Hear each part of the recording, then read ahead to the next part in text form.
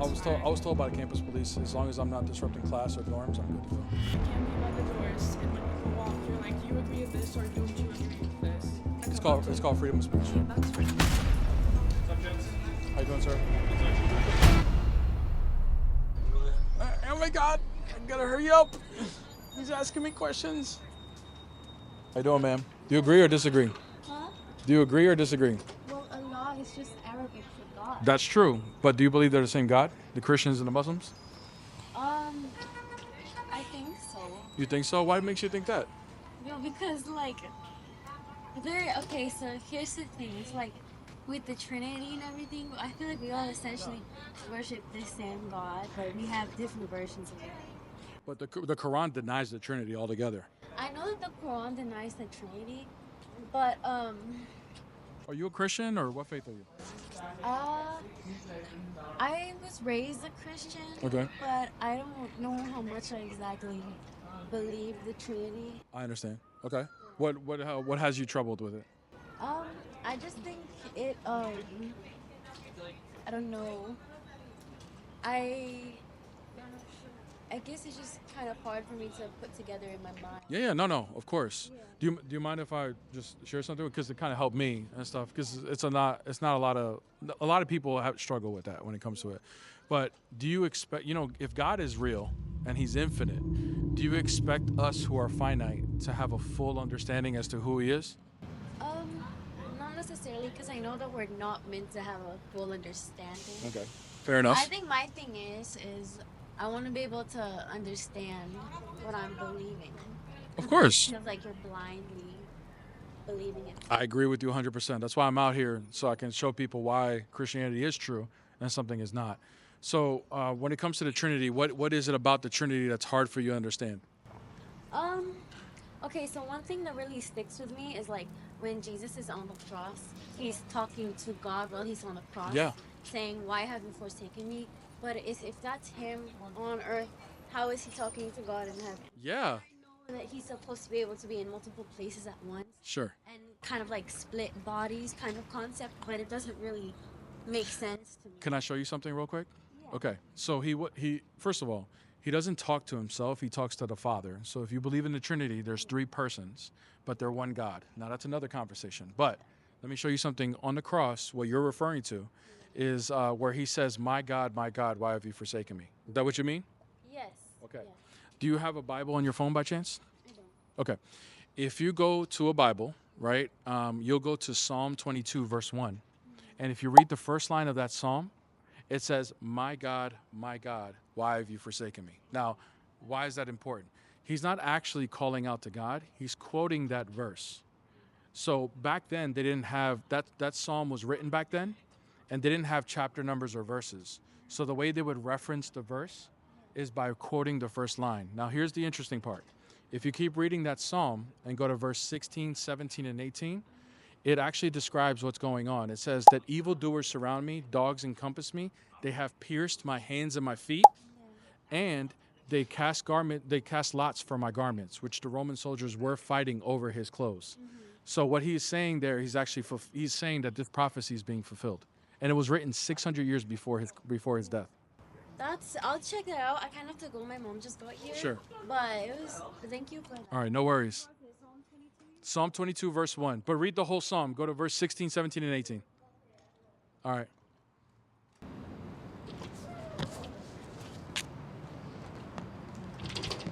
You agree?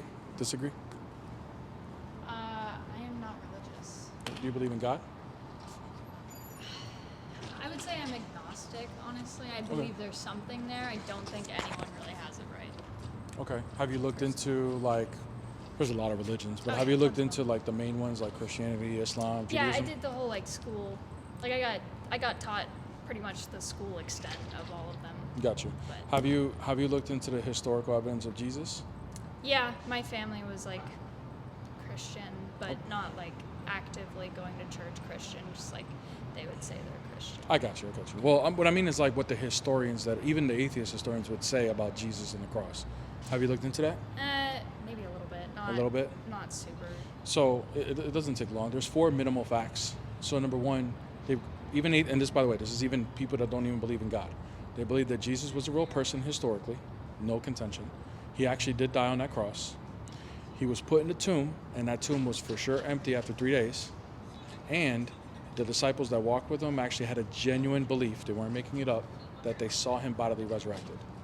Now, an atheist would say there's an explanation for that, right? And that's why they believed it. They were fooled or whatever, or deceived.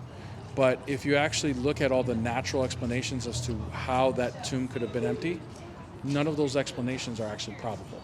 The most probable explanation is that he in fact resurrected. And that's why a lot of Christians started believing it, and they were willing to die for it. Interesting. What do you think about that? Honestly, like I would need to do more research. Oh no, I'm not saying take my word. I'm not saying take my word for it. You know. I find it interesting. Yeah. I'm not saying by any means, convert right now. You should definitely fact check me. But what I'm saying is, if those things are true, right? Do you see why people would believe that he resurrected? Yes, I could see why people would believe that he was resurrected, but my personal belief system, Yeah. I'm like a heavy skeptic on like Sure. everything. Yeah. I think it's just a good way to be skeptical and like fact check and go and look at different angles and all that Sure. stuff. And my personal belief is that religion was created, fundamental creation, to explain the things that humans could explain otherwise. Okay, so That's, like, if my perspective, how it was started, like.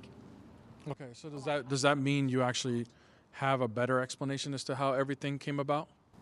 In terms of just like the world. Yeah, like how we exist, like where we came from. Evolution. Huh? Evolution. What do you? Evolution. Yeah. Okay, so where do you as far as evolution is concerned, so that means, do you take the position that there is a God with evolution, or there isn't a God, just evolution happened? That's where I like flip back and forth, honestly. Like again, like I am not like a heavily religious person, so Yeah.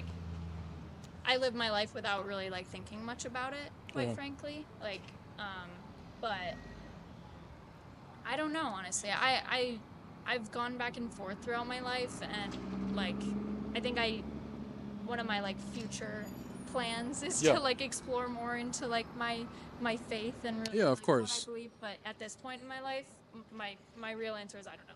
No, and that's an honest answer. That's fair. And look, all of these things take time. They don't happen overnight. You should definitely research all of this stuff. And everybody has their own journey, their own time. But definitely don't put it off, because if you put it off and then one day something happens, you didn't even know where you stood. You know, when that thing happens or that day comes, right? One thing I would say is this: there is an argument of motion that people make for God, where everything that exists because of a cause or something that caused it to move, right? Because time is nothing but a change, a measurement of change.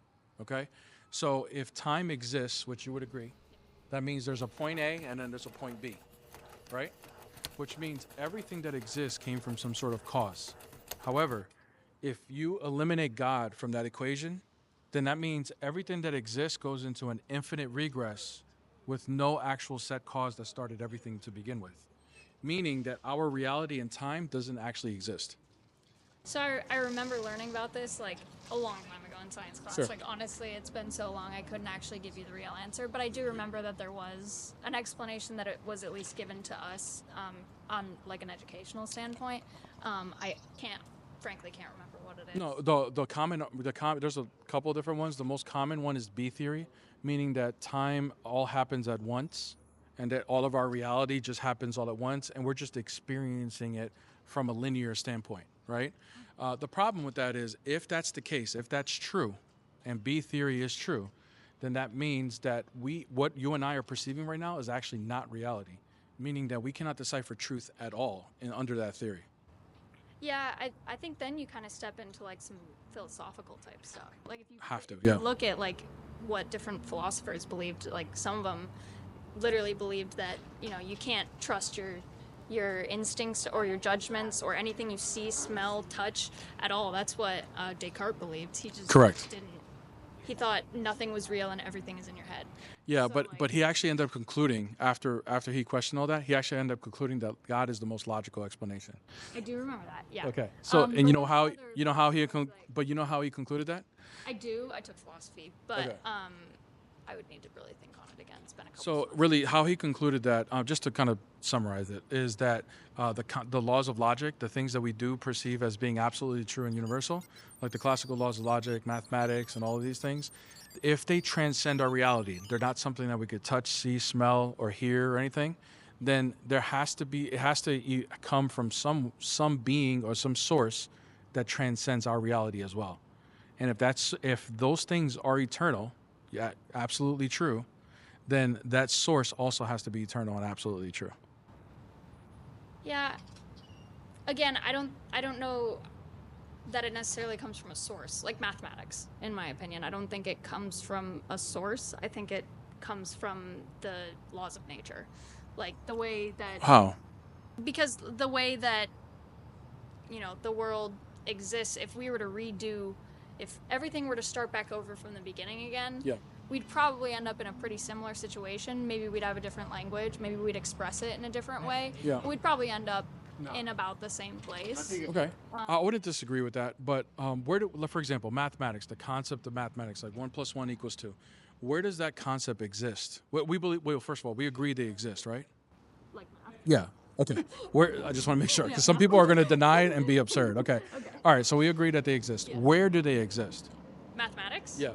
I mean, everywhere. Math is everywhere. How? Like, can you point to it? Can you see where it exists? Can I see where math exists? Yeah. I mean, yeah, geometry is like this entire building. Okay. So geometry is not this building, but you can use geometry to describe like the dimensions of this building. Yeah. But that's not. But okay, so, and I knew that's kind of what your answer was going to be. Just because I could take that Pepsi bottle and to get another Pepsi bottle and say those are two, that is not actually the number two. I mean, I know it's it's an in the brain type. Exactly. Right. Okay, so good. Yes. No, I So know it. these concepts are absolutely true. They exist, right? Okay, and they exist in the mind, correct? Yeah. But Okay. they exist in the mind and express themselves physically. Right. I'm not getting into like the linguistics of it and the terminology. All I'm just saying, the actual concept exists in the mind, correct? Now, if they exist in the mind before there were humans, did mathematics exist? Yeah. Where?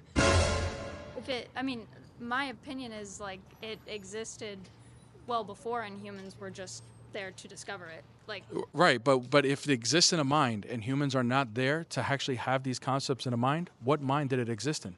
like I said, like I think it exists everywhere around us. Like, Well- but I know we talked about how two Pepsi bottles isn't actually two. Right. But I still think those concepts existed outside of us, outside of physicality. Can you prove that the concept of mathematics? Okay. I can't prove it, but I mean, you can't prove that God is real. Well, what I can prove is, by doing deductive reasoning, is that the concept of mathematics does exist in a mind, and you cannot prove that it exists anywhere else other than a mind. We also agree that these concepts exist before humans.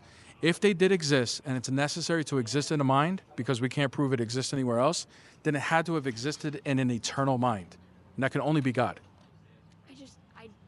Maybe that's just the skeptic in me, and B, the person that just. It's okay to be doesn't believe skeptical. that But is it coherent, my argument? It's coherent, yeah, but I think there are other arguments. Sure, there's always going to be another argument, Yeah. but if it's coherent, you should at least consider it. No, for sure, and of course I've considered it, and I will consider it like further down. This is one of the reasons why Aristotle believed that God exists, is because of this concept. Yeah, and I mean, again, I can completely understand that. I'm a huge skeptic, and I also just like religion is not something that is necessarily like for me, I would say. Well, look into that argument of the concept of math. That argument is called the Transcendental argument of God, Yep. right? They call the acronym would be TAG. Yep. So you could look into it on the internet. There's a lot of people that argue, other atheists, with it. I think it's the strongest argument for God, because there's really little explanation, or you would fall into some sort of absurdity if you take God out of the equation. You wouldn't be able to even know where these concepts are, or where they even came from, or how you can use them, if you don't have an underlying transcendent being that actually is the source of all these things. I would just say. Yeah.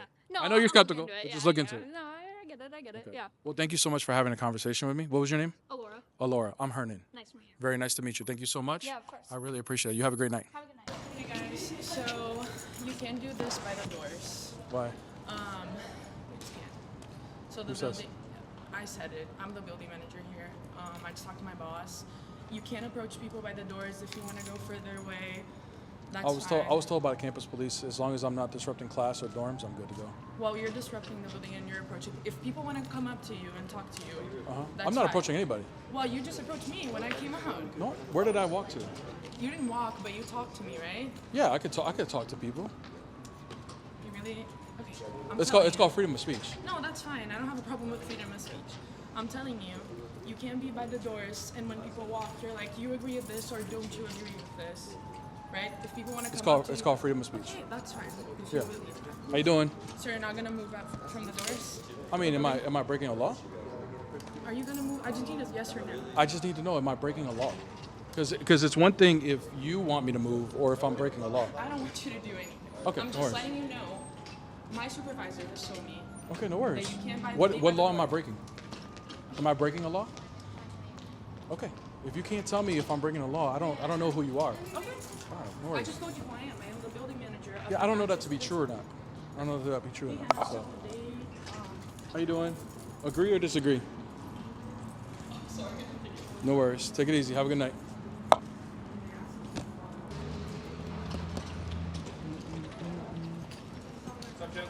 How you doing, sir?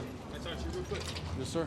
I just want to make sure you guys aren't like blocking any doors or No, no, anything we're not like doing that or that. amplifying I would sound. not. No, of course Yeah, not. we just got a couple complaints that you might be harassing students, but I don't really see that from what's going on over here. I just wanted to make sure you guys were aware that. We all have it all recorded Yeah. too.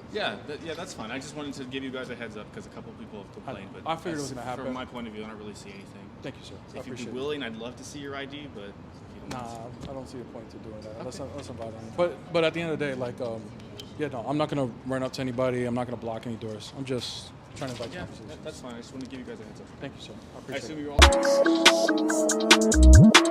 you're all.